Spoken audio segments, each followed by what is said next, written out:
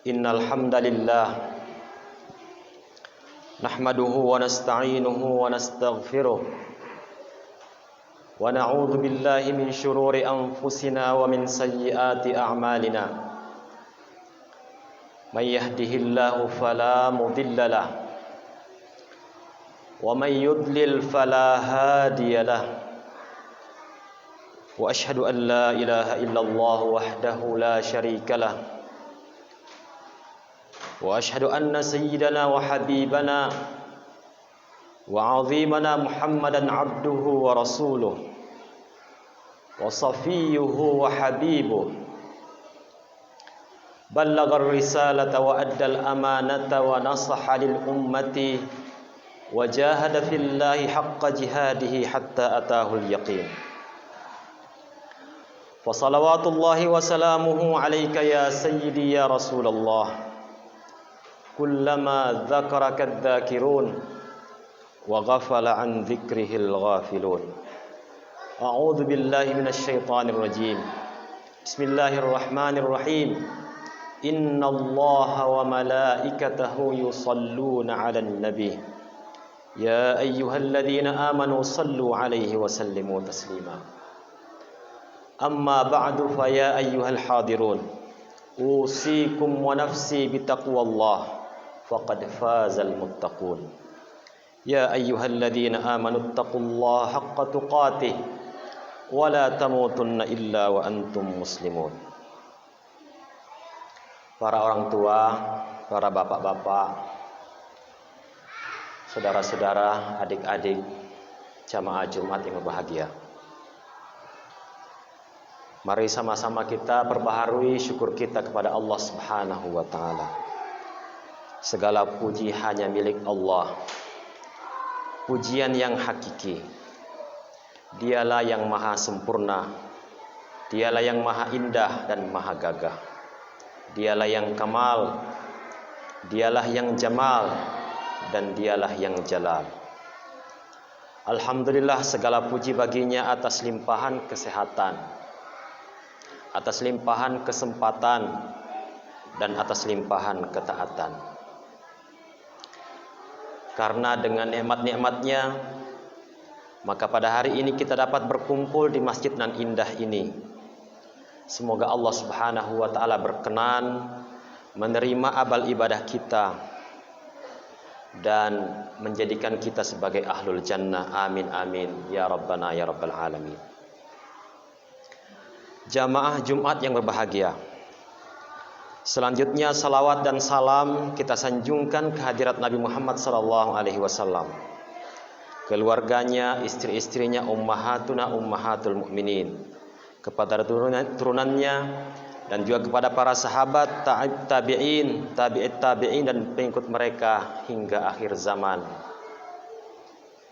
Hadirin yang berbahagia, sebentar lagi kita akan memasuki tanggal 1 Muharram tahun 1444 Hijriah, tahun baru Hijriah. Alhamdulillah, hanya dalam agama kita tahun baru itu bukan merupakan hari raya. Hari raya dalam agama kita adalah Idul Fitri, Idul Adha, dan Jumat.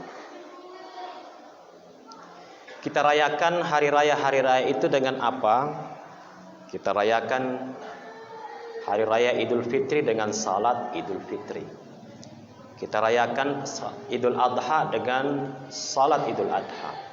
Dan kita rayakan hari Jumat itu dengan salat Jumat. Dengan berkumpul melaksanakan salat, dengan khusyuk, dengan ta'zim, dengan segala pengharapan baik kepada Allah Subhanahu wa taala. Al-Jum'atu Aidul Mu'minin.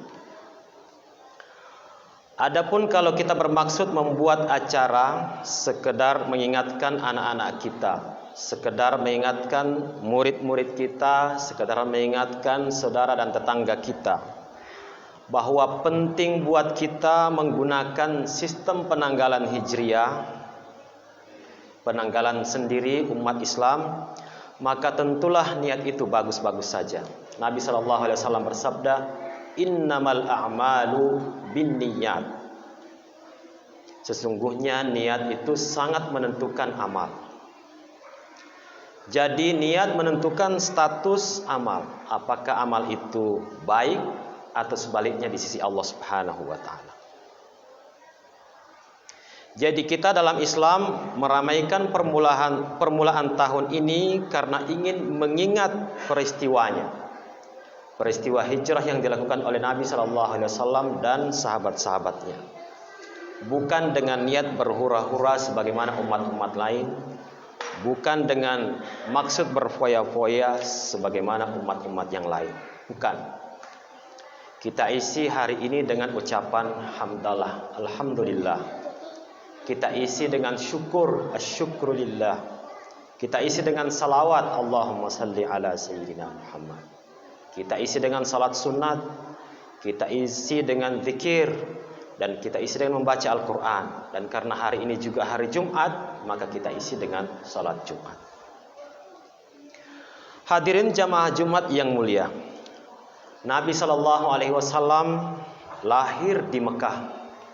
Nabi SAW tumbuh menjadi remaja di Mekah, menjadi dewasa di Mekah, bahkan menikah di Mekah, mengasuh putri-putri dan putra-putranya di Mekah.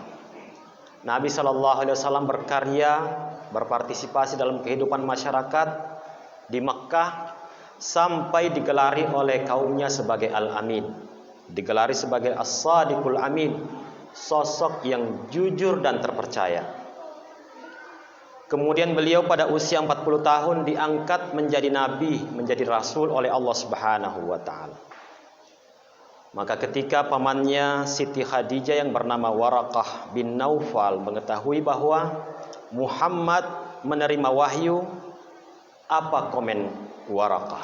Apa komentar Waraqah? Laitani ashhaduhum yukhrijuk. Saya sudah tua, kata Waraqah bin Naufal. Walaupun sebenarnya saya juga berharap andai saya masih dapat saksikan kelak ketika kaummu mengusirmu keluar dari negeri ini, dari tanah Mekah. Saya, kata Waraqah bin Naufal, sa'ansuruka nasran mu'azzara. Saya akan membantumu sekuat-kuatnya. Saya akan mendukungmu secara maksimal, secara all out, kata Waraqah. Mendengar komentar dari Waraqah itu, Nabi sallallahu alaihi wasallam kaget. Awa mukhrijiyahum, mereka akan mengusir saya keluar dari sini? Kok bisa? Kira-kira begitu Nabi sallallahu alaihi wasallam membatin. Maka pada usia 53 tahun, setelah 13 tahun lamanya berdakwah di Mekah, Nabi SAW mengalami berbagai rintangan, hambatan. Orang-orang kafir Quraisy dengan segala cara yang mereka tempuh untuk menggagalkan dakwah Nabi SAW itu. Kafir Quraisy sepakat membunuh Nabi SAW. Kafir Quraisy telah mengusik Nabi dan pengikutnya. Kafir Quraisy telah memboikot Nabi selama 3 tahun beserta keluarga dan pengikutnya di Syi'ib Abu Talib. Semuanya gagal. Dan setelah boikot itu, Siti Khadijah wafat. Sidi Abu Talib wafat. Sekarang Nabi Muhammad SAW telah ditinggal oleh backing tradisionalnya. Maka orang kafir Quraisy semakin berani. Sekarang mereka bersepakat membunuh Nabi Muhammad SAW. Mereka telah mengumpulkan para pemuda dari semua kabilah-kabilah, semua klan-klan Quraisy, kafir Quraisy itu. Mereka kumpulkan untuk bersatu membunuh Nabi sallallahu alaihi wasallam. Sehingga keluarga Nabi sallallahu alaihi wasallam, Banu Hashim dan Banu Abdul Muttalib, kalau ingin meminta balas, maka mereka harus membalas semua suku-suku Arab pada yang ada di Mekah dan sekitarnya pada saat itu. Hadirin jamaah Jumat yang berbahagia, Nabi SAW pun pada malam itu berhijrah Beliau bersama Abu Bakrin berhijrah berpindah dari Mekah ke Madinah. Setelah sebelumnya sahabat-sahabatnya telah terlebih dahulu berhijrah sedikit demi sedikit agar tidak ketahuan oleh para pembesar Quraisy dan para penjahat-penjahat kafir Quraisy itu. Nabi SAW usia beliau pada saat itu adalah 53 tahun. Suatu kegiatan, suatu perpindahan yang sangat berat, suatu migrasi yang sangat berat. Tetapi karena ini adalah perintah Allah Subhanahu wa taala, tetapi ini adalah firman Allah Subhanahu wa taala, maka tidak ada pilihan kecuali mendengar dan taat. Tidak ada alternatif kecuali manut dan turut. Apa kata Allah, apa kata firman Allah Subhanahu wa taala? Sam'an wa ta'atan. Hadirin jamaah Jumat yang mulia, apakah nilai dari tahun baru hijrah dalam kehidupan bermasyarakat kita? Pertama, bahwa hijrah adalah awal dari kemenangan. Karena hijrah didasari persatuan, karena hijrah dilandasi dengan kesatuan. Nabi SAW perintahkan umatnya berhijrah, maka umatnya, sahabatnya pada waktu itu semuanya sepakat berhijrah. Itu satu. Yang kedua, hijrah dilandasi oleh niat yang murni untuk meraih ridha Allah Subhanahu wa taala. Semua ibadah, semua aksi kemasyarakatan kita harus dilandasi oleh ikhlas, niat lillahi taala. Maka seperti sabda Nabi SAW, innamal a'malu binniyat wa innamal likulli imri'in ma nawa. Faman kana hijratuhu ila Allahi wa rasulihi fa hijratuhu ila Allahi wa rasulihi. Sungguh amal itu niscaya wajib dimulai dengan niat yang tulus. Apa yang diniatkan di awal itulah yang didapatkan. Maka siapa orang yang berhijrah karena Allah Subhanahu wa taala, maka ia mendapatkan ganjaran besar ridha Allah Subhanahu wa taala dan surga atasnya. Siapa yang hijrah karena taat kepada Rasul, cinta pada Rasul, maka dia akan meraih cinta Rasul sallallahu alaihi wasallam. Dia akan meraih buah dari ketaatannya kepada Rasul sallallahu alaihi wasallam. Poin yang ketiga atau hikmah yang ketiga dari peringatan hijrah Nabi sallallahu alaihi wasallam ini, tahun baru hijrah, adalah bahwa kebaikan dunia, keselamatan dunia, kebaikan akhirat, keselamatan akhirat dicapai dengan semangat rela berkorban. Orang yang berhijrah bersama Nabi sallallahu alaihi wasallam, para muhajirin itu rela berkorban meninggalkan sanak saudaranya, meninggalkan harta bendanya, meninggalkan tempat tinggal, rumah, semuanya ditinggalkan. Di Mekah ditinggalkan menuju Madinah. Apa tujuannya? Tujuannya ialah ridha Allah Subhanahu wa taala. Orang yang sukses, masyarakat yang sukses mesti rela berkorban. Maka kalau masyarakat kita mau maju, mau sukses, maka masyarakat kita harus berkorban. Kita perlu menyumbang. Sumbangkan apa saja yang ada. Sumbangkan tenaga, biaya, waktu, pikiran, perasaan, semuanya kita sumbangkan untuk ridha Allah Subhanahu wa taala. Semoga dengan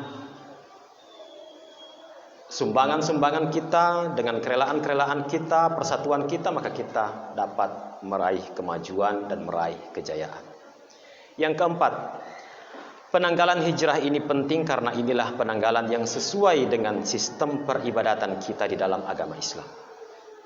Orang berpuasa di bulan Hijriah, orang berhaji di bulan Hijriah, orang puasa sunnah bid di tengah bulan Hijriah, orang puasa Syawal di bulan Syawal, bulan Hijriah.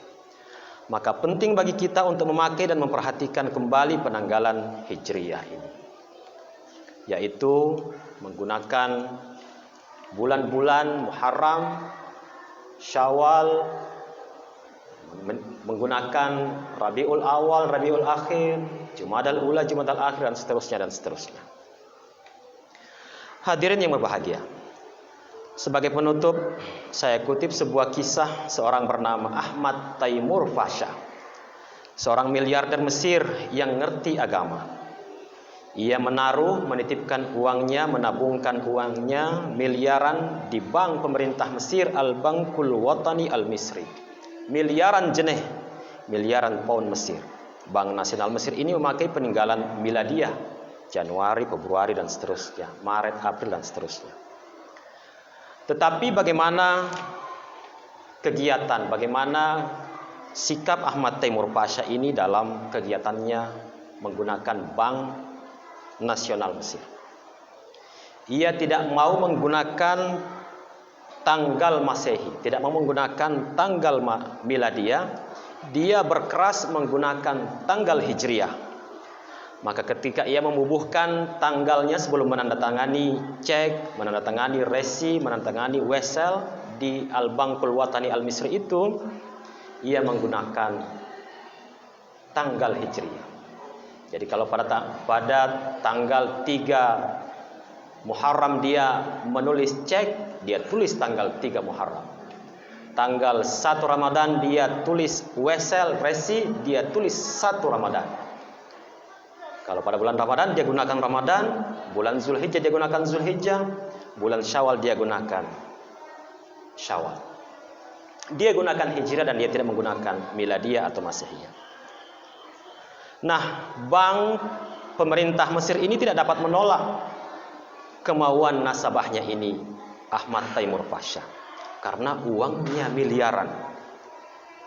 Kalau ia pindah, dia tersinggung, dia pindah ke bank lain, maka bank Mesir ini yang rugi, karena dia seorang nasabah yang kakap, seorang miliarder. Apa artinya kisah ini? Kalau Anda punya pengaruh, gunakanlah pengaruh itu. Anda punya uang, gunakanlah uang itu. Anda punya kedudukan di tengah masyarakat, punya jabatan, gunakanlah jabatan kedudukan Anda di tengah masyarakat itu untuk menolong agama Allah Subhanahu wa taala.